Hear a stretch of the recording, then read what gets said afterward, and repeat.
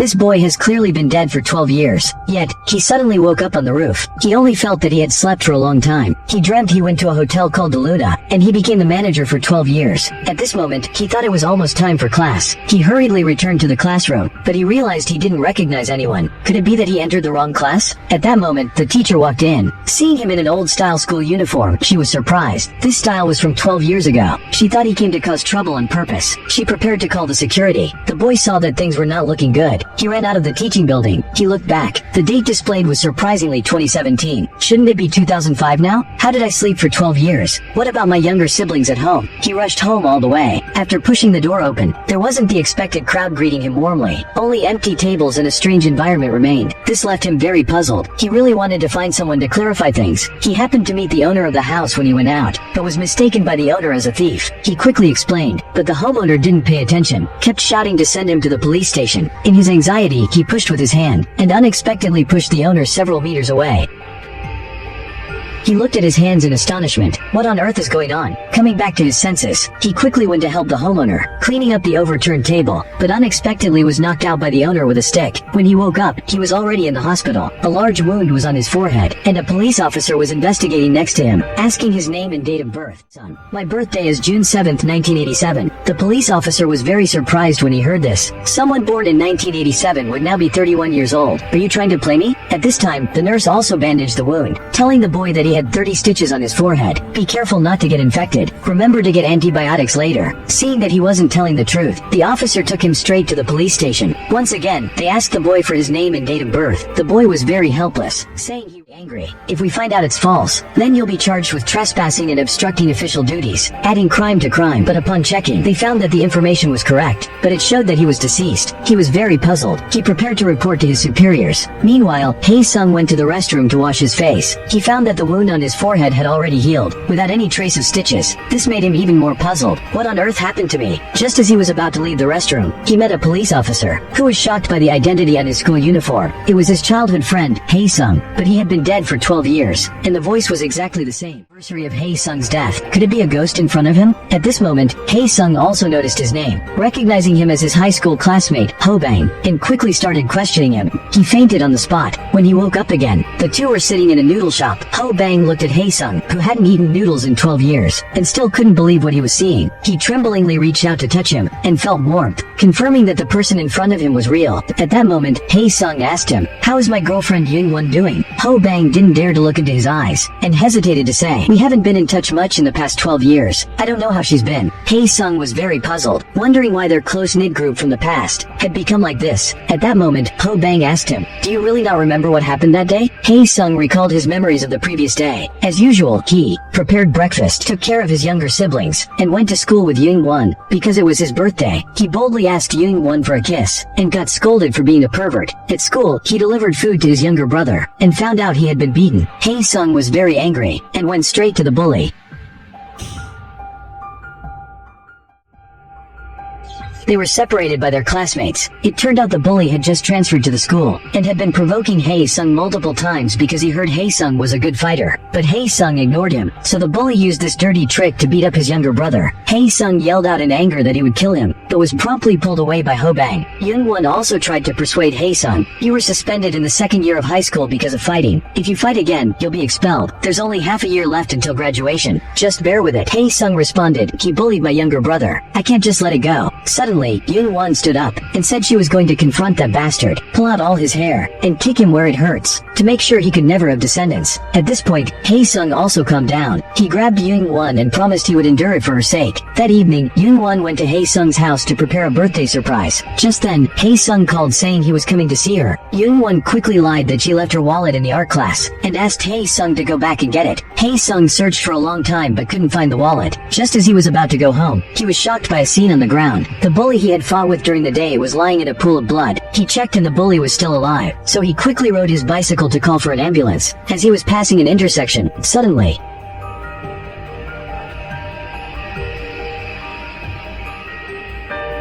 at that moment, Hae-sung realized that he had died 12 years ago, which is why he still looked like his high school self. He grabbed Ho-bang in panic, asking questions.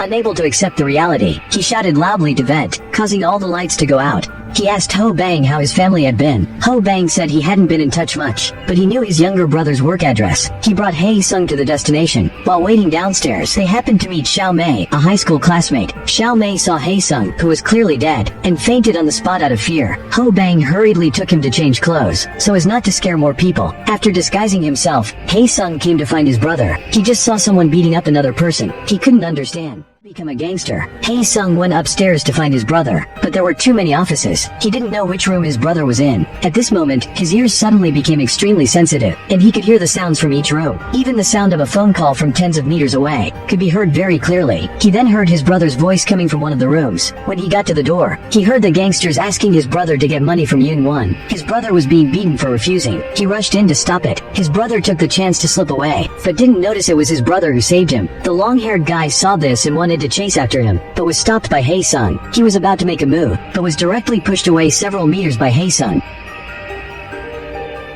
The gangster boss saw his men being beaten, picked up a steel pipe and planned to teach Hae Sung a lesson, but the result was the same.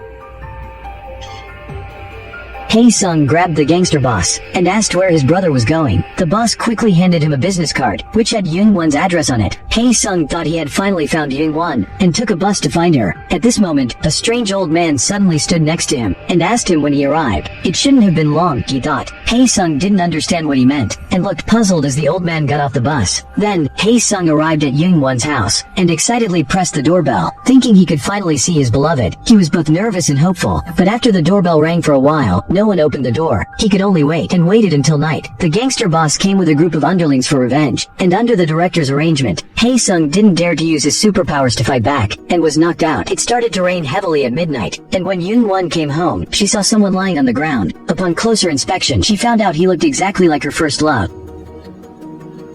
She placed him on the sofa. She stared at the face that was both familiar and strange. Yoon Won reminisced about her high school days, the sweet times they spent together. But reason told her it was just a coincidence. Yoon Won made a call to the police, but as the call connected, she heard. Yoon Won was so scared that she dropped her phone. Her other hand couldn't stop trembling. She hastily lied that she dialed the wrong number. She thought she must have heard wrong. But looking, couldn't help but recall 12 years ago, the scene at Hae Sung's funeral. She has always felt extremely guilty. If she hadn't asked Hae Sung to fetch her wallet, Hae Sung wouldn't have died. It was all her fault. The next morning, Yoon Won saw that he hadn't woken up. She left a note and departed, and the wound on Hae Sung's body was healing at a visibly rapid pace. Soon after, he woke up. He saw Yoon Won's photo on the fridge, and felt very happy. At this moment, he realized he was in Yoon Won's home. On the other side, Ho Bang found his high school classmates, saying he had seen Hae Sung. Everyone thought he was talking nonsense. Ho Bang pointed to Hae Sung's clothes for everyone to see, which still had his name tag on it. This was something he had personally taken off. Although he wasn't sure if the other party was a human or a ghost, he definitely existed in reality. At this time, Yoon Won realized that the person she saved yesterday was indeed Hae Sung. She immediately found an excuse to leave. She hurriedly ran back home, but found no trace of Hae Sung at home. She felt very disheartened, sitting on the sofa thinking that Hae Sung had already left. At that moment, Hae Sung came out of the bathroom, saw Yoon Won had returned, and greeted her with a smile, exclaiming how she had grown into an adult, asking how she had been over the years. Yoon Won still couldn't believe the reality before her eyes. Faced with Hae Sung's warmth, she felt a bit scared. Just as she wondered how Hae Sung's wounds had healed, the landlord came over demanding rent, pointing at Yoon Won and scolding her harshly, saying she hadn't paid rent for 3 months. How could a young person do this?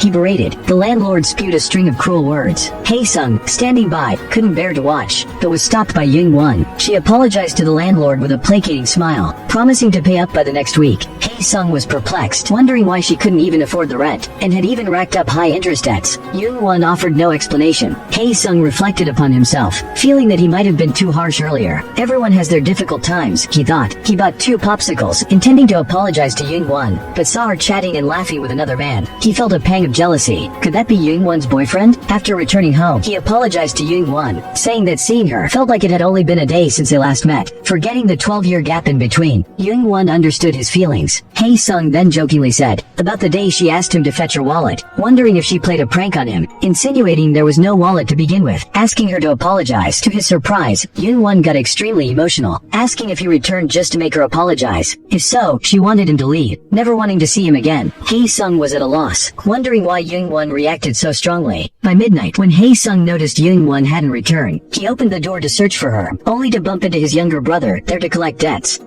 He was scared and ran away quickly. He accidentally fell when going down the stairs. Hae-sung caught up with him. He knelt on the ground and kowtowed. He begged his brother to go back quickly. He dared not ask his girlfriend for debt anymore. Hae-sung questioned him. "Why have you become a thug now?" Young Jun angrily said, "It's all because you are a murderer. I became the brother of a murderer. The good family was torn apart because of this. Go away. Never show up again." After saying that, he ran away. But Hae-sung was very puzzled standing there. Why had he become a murderer? He found Ho Bang to inquire about the facts. Ho Bang then told him, "Because the school bully died in the art room, everyone thought you were the murderer." Hae-sung asked if Young-won thought the same. Ho Bang explained to him, "Young-won always felt that she had asked you to go to the art room, which led to your death, so she felt very guilty. She dropped out of school after your death, and even avoided them. 3 years ago, when grandma passed away, a lot of money was spent on hospital aid, and all of it was paid by Young-won. The high-interest debt was also owed then. Only then did Hae-sung realize that in the 12 years he was not around.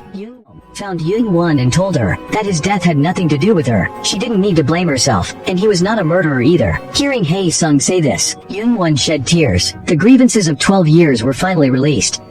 보고 싶었어서 매일 기억하래야만 보고 싶었어.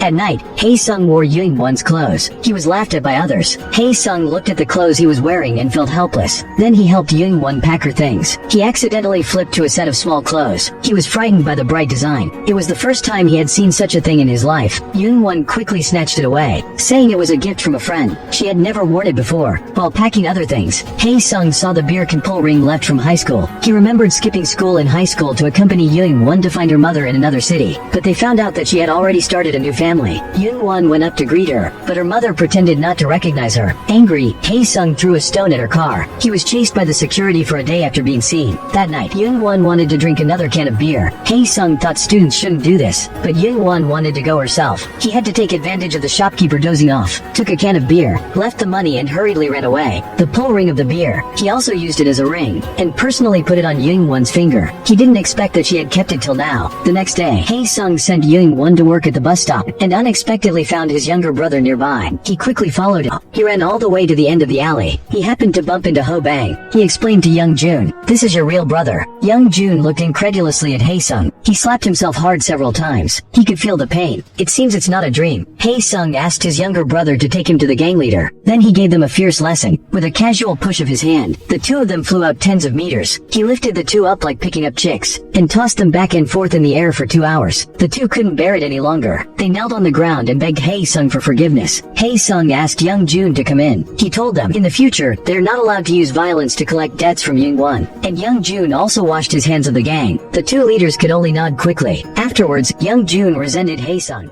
Patiently advised him, "I will clear the title of a murderer, and we'll find a way out together." But Young Jun scolded him for being too naive. "Even I don't believe you in your current state. Who would believe you?" After saying that, he prepared to leave. Ho Bang stopped him in time, and invited him for a meal. During the meal, Ho Bang handed a cell phone to Hae-sung. It had the numbers of their old friends saved in it. Hae-sung asked Young Jun to save their siblings' numbers for him, but Young Jun said he didn't know. Hae-sung was very puzzled. "We're all family. How can you not know their numbers?" Young Jun explained. After the older brother got into medical school, he cut off contact with the family. The elder sister was busy with school, and she didn't talk to us. After graduation, she went to Seoul to make money. The younger sister was sent to an orphanage. The family has long been dispersed. What can I do? Hae-sung was very angry. The family I used to take care of. How did it become like this? Meanwhile, the older brother was in the hospital, flirting with the dean's daughter. He kept telling his future mother-in-law that he was an only child, with no siblings. At that moment, a nurse informed him that a high school boy named Hae-sung was visiting. The boy's name was Hae-sung. He was very surprised after hearing this. Before he could refuse, Hae-sung pushed the door and came in. Seeing him in person made him even more surprised. Seeing that both his mother-in-law and girlfriend were staring at him, he hastily claimed he didn't know him. He asked the nurse to kick Hae-sung out. Hae-sung didn't want to leave and wanted to talk to his brother, but he was forcible and was very angry. With a swing of his hand, he sent the two security guards flying. This scene left the older brother stunned. Another guard pointed a gun at Hae-sung. Without even looking, he slapped the guard away with a single blow. Hae-sung really wanted to ask his brother what was going on, but he was stopped by a stranger, an old man. Hae-sung was still furious, and he wanted to use his usual technique to throw the man off, using all his strength, but the old man didn't budge. At that moment, he recognized the man's face, and remembered him from the bus the day before.